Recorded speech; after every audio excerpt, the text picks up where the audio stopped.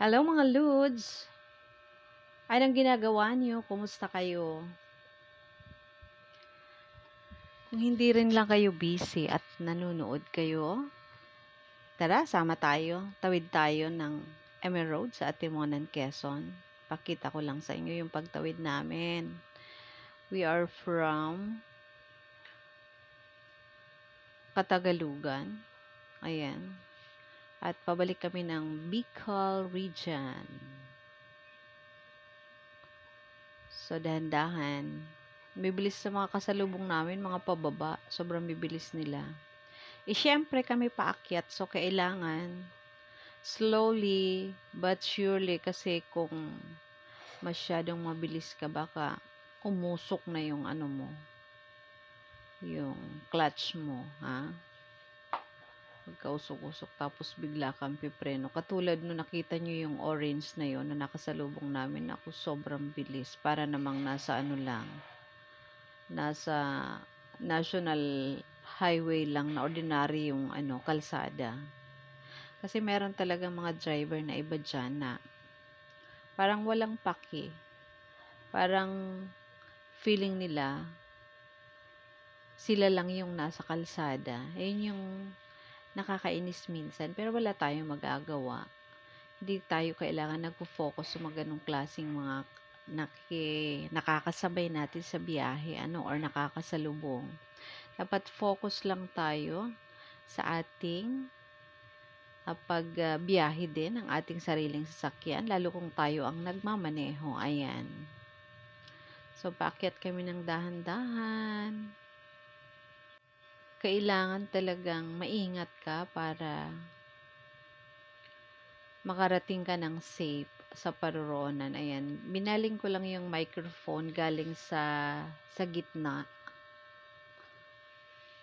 Sa view ng ng unahan, binaling ko sa may bandang gitna ng window kung saan ako nakaupo. Kasi parang sabi ko, cute naman tingnan yung riprap. Ayan. Okay pa ba? Medyo parang tumigil kami doon ng bahagya. Kasi minsan, may kailangan na adjustment. Ayan. So, yan si Road ng Atimonan, Quezon. Ayan. So, dahan-dahan paakyat kami. At yun namang iba ay pababa. Parang spaghetti pababa, spaghetti pababa, spaghetti pataas at pataas. Pataas kami. Pababa sila. So, ayan po, ha? Kung makikita nyo, hindi ko kasi na-close up masyado yung mataas na bangin. Kasi nga, natatakot akong tumingin. Dahil, takot ako sa sa mga bangin. Pero sayang, hindi ko napakita sa inyo. Anyway, ayan, kami yung tawag dito, travel kami para naman ma-recharge, mawala yung mga inis sa buhay sa araw-araw. Kasi parang nakakasawa naman pagka lagi ka na lang yung nasa bahay or nasa trabaho, yung sa araw-araw na nakikita mo, yun at yun din lang ng mga lugar, yung place. So, kailangan naman travel para may makita tayong ibang place. Although nakita na natin sila many times siguro, pero masaya naman na hindi yung usual routine natin ang ating ginagawa, hindi ba?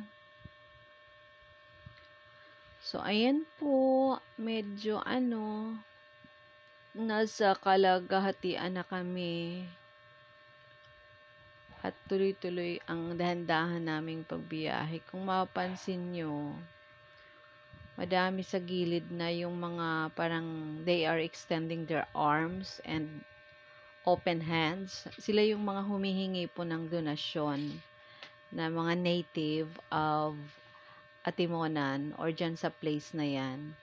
Kasi sila yung tumutulong, nagga-guide sa mga dumadaan sa area para maging safe yung pagbiyahe, ayan. Kaya kung dadaan tayo sa lugar na yan, kung meron din lang naman tayong extra money, so bigyan po natin sila. Usually, parang kinaugalian na iaano lang, anong tawag diyan, ihuhulog lang sa kalsada yung bigay sa kanila. Kasi nga, hindi ka naman pwedeng patigil-tigil dyan kasi yung kalsada hindi ba matarik, tapos medyo delikado. So, hindi ka pwedeng tigil lalo kung medyo yung mo yung preno, naku, pag aakyat ka dyan, make sure na yung preno ng sasakyan mo maayos, at yung lahat sa sasakyan mo okay bago ka umakyat dyan. Ayan, kung napansin nyo, parang mabilis na kami kasi pababa na po kami niyan. Ayan, so galing na kami doon sa taas. Maraming tumitigil dyan, yung mga nakamotorsiklo, nagpapahinga, yung iba nagpipicture-picture pa, tapos pang-upload nila yan sa kanilang mga social media platform para may maipakita din sa mga friends nila. Katulad natin, eto, nag-video tayo tapos nagdadadaldal kasi we want to share kung ano yung nakikita natin na ibang place sa ating mga friends sa social media para naman matulungan natin sila na may makitang ibang place or ibang lugar, lalo yung mga hindi nagkakaroon ng pagkakataon na makapagbiyahe, di ba? So, tayo naman, nabigyan ng pagkakataon na mag-joyride, sabi nga. So, gawan natin ng paraan na ma-share, may pakita natin yung place sa iba, di ba? Huwag tayo maging madamot kasi ang gusto ni Lord, marunong tayo mag-share. Alam nyo, by simply sharing your videos, nakakatulong tayo para maaliw yung atin pong mga Facebook friends, mga YouTube friends, mga TikTok friends, mga IG friends, or kung ano pa mang social media platform na meron ka. Uy, nakakatulong to. Hindi man nila sabihin sa inyo na thank you, alam ko na sa pakiramdam nila na natutuwa sila at nagpapasalamat. Kahit ako nga din, pag may napapanood akong mga lugar, magagandang mga lugar, tapos lalo yung hindi ko pa naabot na mga lugar, uy, ang saya naman. Parang sa feeling mo, halimbawa sa moment na to, na babagot ka or medyo naiinis ka, mainit ang ulo mo, pag nakikita mo yun, nakakatulong siya para yung vibes mo mag-iba, mag-enhance. So, yun po ang ating objective, kaya ginagawa po natin ito. Pag tayo ay nag-travel, huwag tayo maging madamot na ipakita din sa atin pong mga friends kung ano yung mga nakita natin. Ang iba nga kahit hindi maganda, sinishare nila, wala namang masama doon kung maganda yung purpose. Pero kung ang purpose mo ay may sisiraan ka, may aapihin ka, may aapakan ka, so it's not good.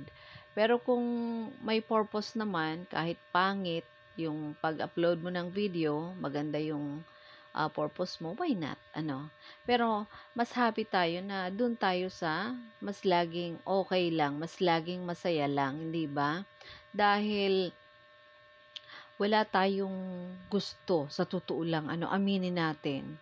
Wala tayong ibang gusto, kundi kung ano lang yung masaya, kung saan lang tayo happy, at kung saan alam natin na ang ating kapwa ay magiging happy. Although sometimes, hindi lahat kasiyahan, dadaan tayo sa mga stress, sa mga problema, pero ang mahalaga naman doon, marunong tayo mag-handle ng mga problema na yan. Alam natin kung paano i-resolve at alam natin kung paano ang gagawin natin in times of stress na nag-strike sa atin, hindi ba?